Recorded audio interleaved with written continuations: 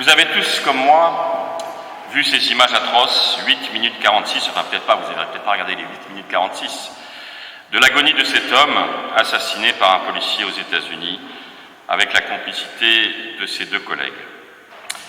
Vous avez tous, comme moi, vu ce fichu président américain qui a brandi la Bible de manière martiale pour envoyer l'armée. Comme l'a dit son prédécesseur, il ferait mieux de la lire, la Bible. Ce serait peut-être mieux. Et en même temps, aujourd'hui, c'est un jour de fête. Et cette période est un jour de fête selon les pays, les dates sont différentes, mais où nous fêtons nos mères. Alors vous me direz quel rapport entre George Floyd et la fête des mères. J'espère que vous le verrez à la fin. En tout cas, c'est vrai que nous sommes, nous en France, en tout cas parfois c'est vrai, j'entends souvent ce discours un peu gêné par rapport à la fête des mères, parce qu'on dit que c'est le maréchal Pétain, non pas dans la plus belle partie de notre histoire, qui l'a instituée, mais elle existait en fait déjà bien avant. Elle est attestée depuis le 19e siècle, en tout cas, elle était fêtée depuis 1909. Alors attention aussi à une forme de dérive stéréotypée, avec l'idée qu'il faut fêter les mères parce que les mères, c'est le ventre de la patrie, comme l'on disait autrefois. Mais faisons un pas de plus. Est-ce qu'il n'y a pas aussi une manière, et je le disais, et j'avais déjà prêché sur ce thème, mais là, ici, le mot employé désigne une fille. C'est pas une lignée royale qui sera par Joseph. Joseph, dit le texte, est de lignée davidique. Il est le descendant du roi David, ce qui est précisé dans le texte.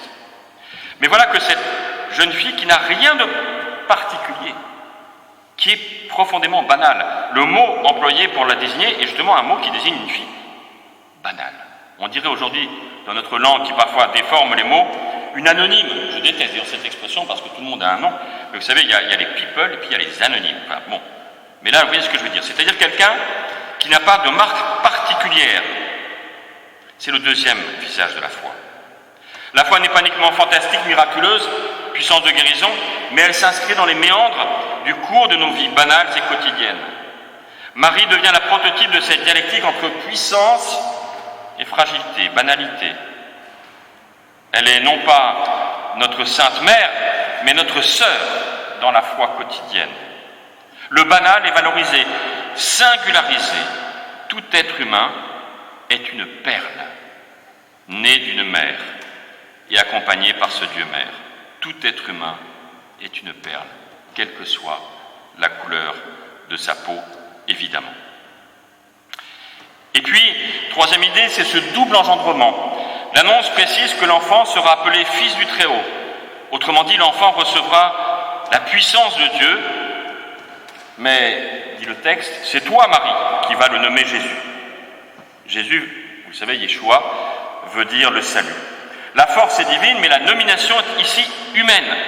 Et vous savez l'importance de la symbolique de la nomination dans toute la Bible. Quand on nomme, c'est qu'on épouse la vie de celui ou de celle que l'on nomme. Exactement comme des parents choisissent un prénom pour leur enfant. Eh bien ici, c'est toi, Marie, c'est nous, chacun de nous, qui allons nommer ce salut, ce Yeshua, ce salut. Tout l'évangile va consister ensuite à cette exploration du salut, du sens de chaque existence dans les rencontres de Jésus, dans les discours, dans les paraboles, jusque dans sa passion et dans le tombeau vide, qui nous indique la voie d'un Dieu qui nous précède, qui ne cesse de nous proposer en nous laissant à chaque fois interpréter. Nous sommes, hommes et femmes, des mères, c'est-à-dire porteurs de ce salut. À nous de le faire vivre, de le conjuguer. C'est là le troisième visage de la foi. La foi est une nomination, une acceptation, une exploration du salut. Alors aujourd'hui, nombreux sont les Américains, et bien d'autres, heureusement d'ailleurs, qui, comme on dit en anglais, take a knee, c'est-à-dire plie un genou, pose un genou à terre en mémoire de George Floyd, cet homme assassiné. Ce geste, d'ailleurs, vous le savez sans doute, fut développé, initié, on pourrait presque dire, par le pasteur Martin Luther King, face au pouvoir et la ségrégation raciale aux États-Unis de l'époque. Aujourd'hui, dans notre monde où nous avons peut-être redécouvert la fraternité avec ce confinement. Dans notre monde fragile où chaque être humain a une mère qu'il fête, et pour nous en France aujourd'hui, rappelons-nous aussi que nous avons toutes et tous un même Père, Mère, Dieu. Cela nous pousse à éradiquer cette gangrène du racisme qui existe, hélas, partout et dans tous les peuples, et pas que aux États-Unis. Même si aux États-Unis, vous le savez, le problème est dramatique. Sont-ils sortis vraiment d'une forme d'apartheid? Ce n'est pas tout à fait encore le cas. Autrement dit, ce que je voudrais partager avec vous aujourd'hui, c'est bien sûr une colère, mais en même temps une sérénité et une joie, une espérance. L'Annonciation est pour nous un événement de salut, et un événement de salut pour toute la création. C'est l'annonciation d'un royaume, c'est l'annonciation pour tous les êtres humains, quelle que soit leur origine. Et nous, quelle sera notre vision du royaume, du salut annoncé? Quelle sera notre vision du monde de demain, ayant, nous l'espérons un jour, éradiqué le racisme? Amen.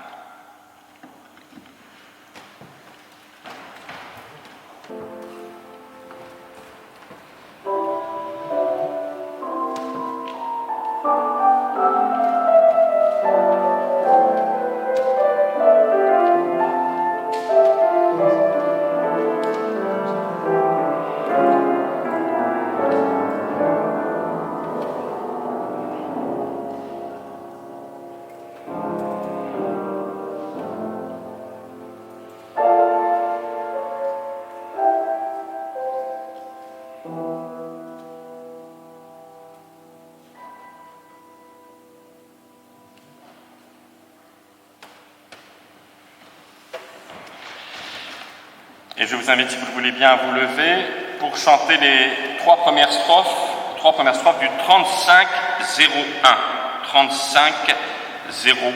35-01.